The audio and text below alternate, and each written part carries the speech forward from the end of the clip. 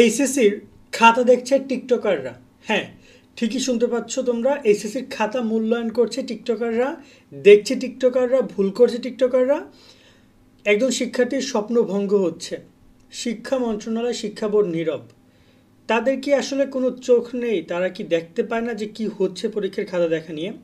আমি আজকে এই বিষয়টা নিয়ে আলোচনা করছি। ইতিমধ্যে আমরা পরীক্ষার দিকে যদি কথা বলি, বাংলা ইংরেজি খাতা কিন্তু অলরেডি শিক্ষকরা মূল্যায়ন করা শুরু করেছে। এটা নিয়ে আমরা তোমাদেরকে জানিয়েছিলাম যে তারা ইতিমধ্যে সেই খাতাগুলো দেখছে।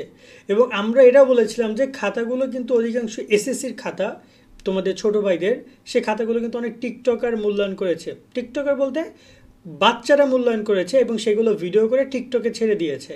এবং এই একই ঘটনা আমরা দেখতে পাচ্ছি এইচএসসি পরীক্ষা 25-এর খাতা নিয়েও। তোমরা যদি টিকটকে যাও, এইচএসসি 25 খাতা দেখা নিয়ে সার্চ করো, দেখবা অনেক ভিডিও যেখানে এইচএসসি 25-এর খাতা দেখার বিষয়টা তারা কনফার্ম করছে এবং লেখাই আছে, উপরের পৃষ্ঠায় লেখাই আছে। ধরো যে এখানে একটা ভিডিও যদি আমি তোমাদেরকে দেখাই, এই ভিডিওটা তোমরা লক্ষ্য করো, এখানে লেখাই আছে, দেখতে পাচ্ছ এইচএসসি লেখাই আছে, এইচএসসির উপর টিক দেওয়া আছে। এইচএসসির খাতা, এটা দেখাই যাচ্ছে এইচএসসির খাতা। এই খাতাগুলো টিচার মানে স্টুডেন্টরা দেখা যায় যে ক্লাস 6, 7, 8, 9-এর বাচ্চারা দেখে অথবা ছোটরা দেখে তারপরে মূল্যায়ন করছে। এক্ষেত্রে আরও কিছু খাতা আমি দেখতে পাচ্ছিলাম এখানে। এই যে একটা খাতা দেখতে পাচ্ছ। এখন এই যে শিক্ষার্থীদেরকে মূল্যায়ন, এভাবে যে মূল্যায়ন করা হচ্ছে, আসলে এর ফল কি হবে? এর ফল হবে এসএসসির মতো। এসএসসিতে প্রায় 100 জনে 32 জন ফেল করছে, 68% মাত্র পাশের হার, এ প্লাসও কমে গেছে, স্বাভাবিক। কিন্তু এই যে অনেক শিক্ষার্থী সঠিকভাবে মূল্যায়ন হয় নাই, যেখানে প্রায় 48 জন শিক্ষার্থী ফেল করছে, তাদের আবার রেজাল্ট দিয়েছে, দেখা গেল পাস করছে, এক সাবজেক্টে পরীক্ষা দিয়েছে, ফেল করেছে 3 সাবজেক্টে। এরকম অনেক ঘটনা আমরা এসএসসি রেজাল্টে দেখেছি। এবং এইরকমের ঘটনা এইচএসসির ক্ষেত্রেও যে হবে না, তার কি কোনো গ্যারান্টি আছে? এভাবে যদি মূল্যায়ন হয় তাহলে কিন্তু এরকম কোনো কিছু হইতেই পারে। এখন এক্ষেত্রে করণীয়টা কি? করণীয় যদি আমরা কথা বলি, তাহলে অবশ্যই শিক্ষা মন্ত্রণালয়ের উচিত শিক্ষকদেরকে সচেতন করা এবং তাদের বিরুদ্ধে ব্যবস্থা গ্রহণ করা। মানবিক ও বিভাগ পরিবর্তনের শিক্ষার্থীরা রাজশাহী বিশ্ববিদ্যালয়, চট্টগ্রাম বিশ্ববিদ্যালয় এবং গুচ্ছ ভর্তি পরীক্ষার জন্য নাহিদ 24 থেকে প্রকাশিত এই কোর্সটি কিনতে পারো। তোমাদের জন্য বেস্ট একটা কোর্স হবে। মাত্র 700 টাকায় বিশ্ববিদ্যালয় ভর্তির জন্য যা যা দরকার সবই তোমরা এই কোর্স থেকে পাবে। 50-এর বেশি ভিডিও ক্লাস তোমরা পাবে, 190টি টপিক ভিত্তিক পরীক্ষা, 20টি মডেল টেস্ট পরীক্ষাও সাথে থাকছে। ভর্তি পরীক্ষার পূর্ব মুহূর্ত পর্যন্ত টানা পরীক্ষা এবং মডেল টেস্ট তো থাকছেই।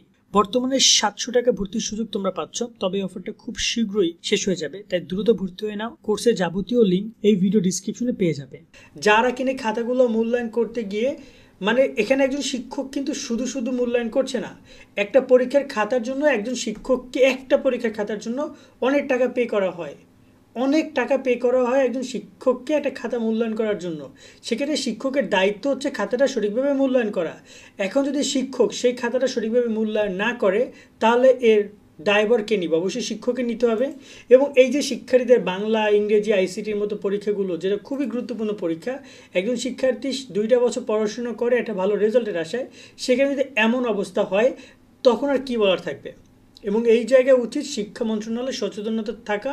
এবং তোমরা যারা এসএসসি পরীক্ষার্থী রয়েছ, তোমাদের উচিত হবে এই ভিডিওটা বেশি করে শেয়ার করে দেওয়া বা শিক্ষা মন্ত্রণালয়ের কান পর্যন্ত পৌঁছানো, যে তোমাদের খাতাগুলো টিকটকাররা দেখছে এবং সেইগুলোর প্রুফ টিকটকে অভাব নাই। তারা যেন সেগুলো দেখে একটা বিহিত করে এবং এ ব্যাপারে তারা ব্যবস্থা গ্রহণ করে। এভাবে একজন শিক্ষার্থীকে মূল্যায়ন করে সেই রেজাল্ট দিয়ে যদি বলে যে আমরা শতভাগ মূল্যায়ন করেছি, একদম সঠিক মূল্যায়ন, আগের সরকার যা করেনি আমরা তা করেছি, বিষয়টা আসলে এখন অ্যাডভান্স হচ্ছে। শিক্ষার্থীরা অন্যান্য কেউ খাতা দেখছে, তারা তাদের টিকটকে দিচ্ছে, দিয়ে ফলোয়ার গেইন করতেছে, ভিডিও ভাইরাল হচ্ছে, তারা অনেক খুশি। কিন্তু এবারে একজন শিক্ষার্থীর যে জীবন ধ্বংস হয়ে যাচ্ছে, সেদিকে তাদের কোনো খেয়াল নাই। এবং এক্ষেত্রে যদি শিক্ষা বোর্ড, শিক্ষকরা যদি ভূমিকা পালন না করে, তাহলে এই পরীক্ষার কোনো মূল্যই থাকে না। আশা করি আমরা পুরো বিষয়টা বুঝতে পারছি। এই হচ্ছে আজকের এই বিষয় নিয়ে সর্বশেষ তথ্য। সকলে অনেক ভালো থাকবে। আল্লাহ হাফেজ।